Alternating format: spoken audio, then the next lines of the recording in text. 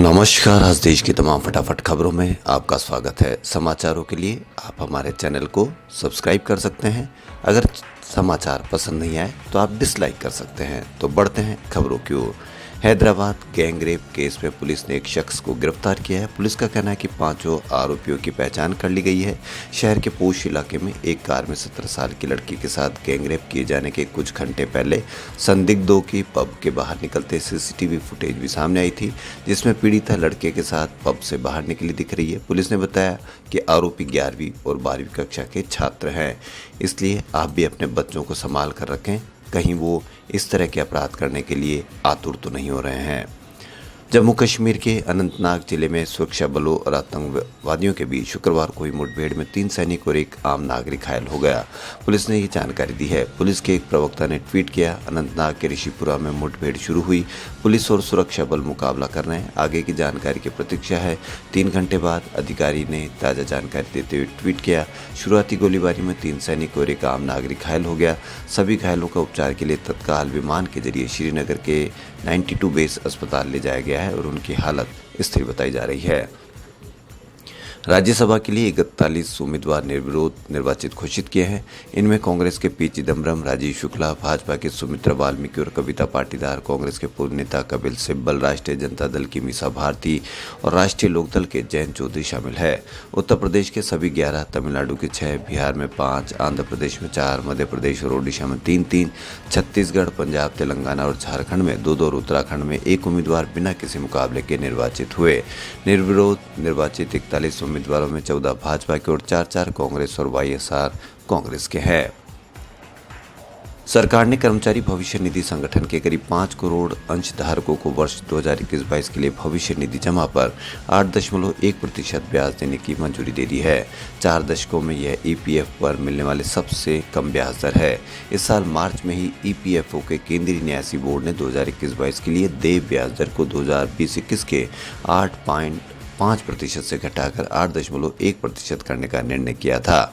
शुक्रवार को जारी ईपीएफओ कार्यालय आदेश के अनुसार श्रम एवं रोजगार मंत्रालय ने 2021-22 के लिए ईपीएफओ अंशधारकों को 8.1% ब्याज की मंजूरी मिलने के बारे में सूचना दी।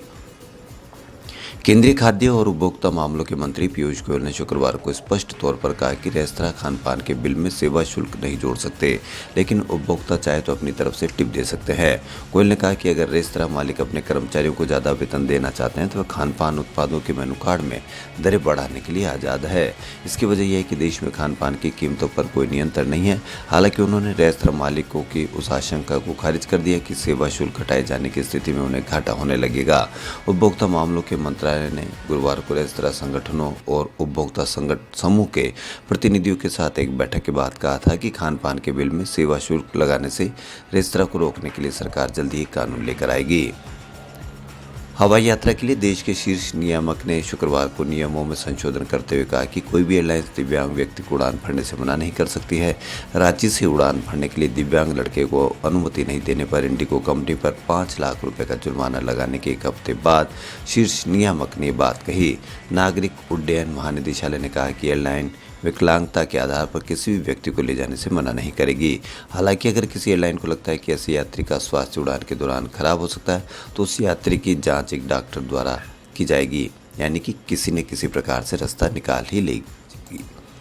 किडनी रैकेट मामले में दिल्ली पुलिस ने एक और आरोपी 34 साल के डॉक्टर प्रियांश शर्मा को गिरफ्तार किया है। प्रियांश दिल्ली के एक बड़े अस्पताल में सर्जन है।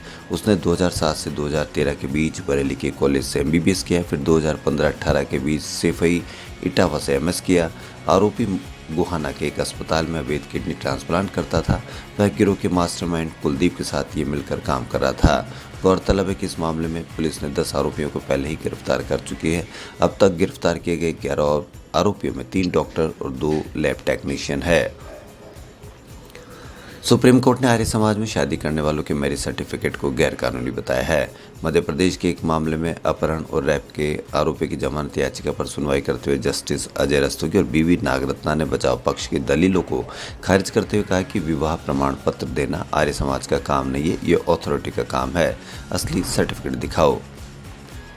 घाटी में लगातार हो रही हत्याओं के बाद कश्मीरी पंडित अपना घर छोड़कर जाने लगे। पीएम पैकेज से मिले अनंतनाग के मट्टन स्थित पंडित कॉलोनी में सन्नाटा पसरा है।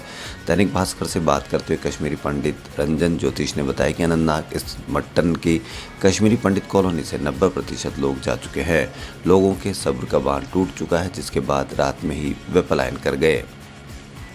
कानपुर के बैगनगंज इलाके में शुक्रवार को जुमे की नमाज के बाद बवाल हो गया। बाजार बंद कराने के ऐलान के बाद दो समुदायों में जमकर पथराव हुआ।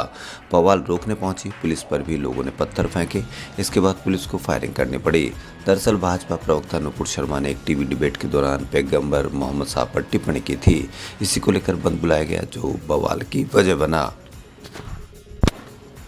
4 जून 1989 को आज ही के दिन 31 साल पहले चीन की राजधानी बीजिंग के थियानमेन चौक पर लोकतंत्र समर्थकों ने सबसे बड़ा विरोध प्रदर्शन किया था। विरोध को दबाने के लिए चीनी सरकार के आदेश पर हुई सैन्य कार्रवाई में 10,000 से ज्यादा लोगों की मौत हुई थी। 2 साल पहले सार्वजनिक हुई ब्रिटिश खुफिया राजनयिक दस्तावेज में इस घटना का पूरा ब्यौरा दर्ज है। इसमें बड़ी संख्या में छात्र और मजदूर भी शामिल थे। ये विरोध प्रदर्शन कम्युनिस्ट पार्टी के पूर्व महासचिव और सुधारवादी हु याओबांग की मौत के बाद शुरू हुए थे। हु याओबांग को चीन की तत्कालीन सरकार ने राजनीतिक और आर्थिक नीतियों में विरोध के कारण पद से हटा दिया था, जिसके बाद उनकी हत्या कर दी गई थी। देश में 3 महीने बाद कोरोना के नए केस 4,000 के करीब पहुंच गए। ये बढ़ोतरी 11 मार्च के बाद सबसे ज्यादा है। इसके साथ जिन राज्यों ने लगभग पूरे प्रतिबंध कम कर दिए, वहां एक और लहर की आशंका सताने लगी है। जर्नी टू सेव सोइल के तहत 27 देशों में 30,000 किलोमीटर की यात्रा पूरी करके ईशा फाउंडेशन के संस्थापक सदगुरु जग्गी वासुदेव राजस्थान की राजधानी जयपुर पहुंचे। इस दौरान JECRC में उन्होंने पर्यावरण संरक्षण के साथ मिट्टी बचाने पर जोर दिया। उन्होंने कहा कि दुनिया में हालात बिगड़ रहे हैं। पिछले कुछ वक्त से उपजाऊ मिट्टी की कमी बढ़ती जा रही है, जिसकी वजह से भविष्य संकट में है। ऐसे में हम सबको मिलकर उपजाऊ मिट्टी को सुरक्षित और संरक्षित रखना होगा। कुलदीप माथुर और शुभम मेहता के रूप में शुक्रवार को राजस्थान हाई कोर्ट को 2 नए जज मिल गए। इन दोनों के नाम का ऑर्डर केंद्र सरकार ने आज शाम जारी किया। माथुर को वकील कोटे से और शुभम मेहता को न्यायिक सेवा कोटे से जज बनाया गया है। बता दें कि शुभम मेहता के पति महेंद्र गोयल पहले से राजस्थान हाई कोर्ट में जज हैं। यह पहला मौका है जब राजस्थान हाई कोर्ट में पति पत्नी दोनों जज होंगे। राजस्थान माध्यमिक शिक्षा बोर्ड ने रीट 2022 के आयोजन को लेकर तैयारी शुरू कर दी है। भले इस बार रीट केवल पात्रता परीक्षा हो, लेकिन पेपर लीक या अन्य किसी अनियमितता को लेकर रोकने के लिए बोर्ड इस बार अधिक सख्ती बरतेगा। रीट 2021 के लेवल 2 के पेपर लीक से सबक लेते हुए बोर्ड ने परीक्षा के आयोजन में कई बदलाव किए हैं। सभी परीक्षा केंद्रों पर परीक्षा कक्ष, प्रवेश द्वार, संग्रहण केंद्रों सहित कई अन्य स्थानों पर CCTV कैमरे लगाए जाएंगे। यानी रीट में शामिल होने वाले 16 लाख से अधिक अभ्यर्थी CCTV कैमरों की निगरानी में रहेंगे। अपनी सादगी से हिंदी सिनेमा में अलग पहचान रखने वाली नूतन की आज 86वीं बर्थ एनिवर्सरी है। सुजाता, छलिया, बंदनी जैसी बेहतरीन फिल्मों देने वाली नूतन को एक जमाने में उनके चेहरे, शरीर और कद के चलते खूब ताने सुनने पड़ते थे। लोग और रिश्तेदारों के तानों के चलते नूतन खुद को बदसूरत समझने लगी थी। निशब्द, गजनी, हाउसफुल फिल्मों में नजर आ चुकी जिया खान को गुजरे आज पूरे 9 साल हो चुके हैं। जिया ने महज 6 साल की उम्र में हीरोइन बनने का सपना देखा था, जो 16 साल में पूरा होते होते रह गया। शाहरुख खान की मोस्ट अवेटेड फिल्म जवान का टीजर लॉन्च किया गया है। शाहरुख ने सोशल मीडिया पर टीजर शेयर करते हुए फिल्म की रिलीज डेट का भी खुलासा किया है। एक्टर ने पोस्ट शेयर करते हुए लिखा है कि एक एक्शन पैक्ड फिल्म 2 जून 2023 को सिनेमाघरों में हम आपके लिए लेकर आ रहे हैं जवान। बॉलीवुड एक्टर पंकज त्रिपाठी की film Sherdil the Pilibhit saga का ट्रेलर रिलीज हो चुका है। इस फिल्म की कहानी जंगल के किनारे बसे एक गांव के लोगों की है, जिन्हें हर दिन कई तरह की परेशानियों का सामना करना पड़ता है।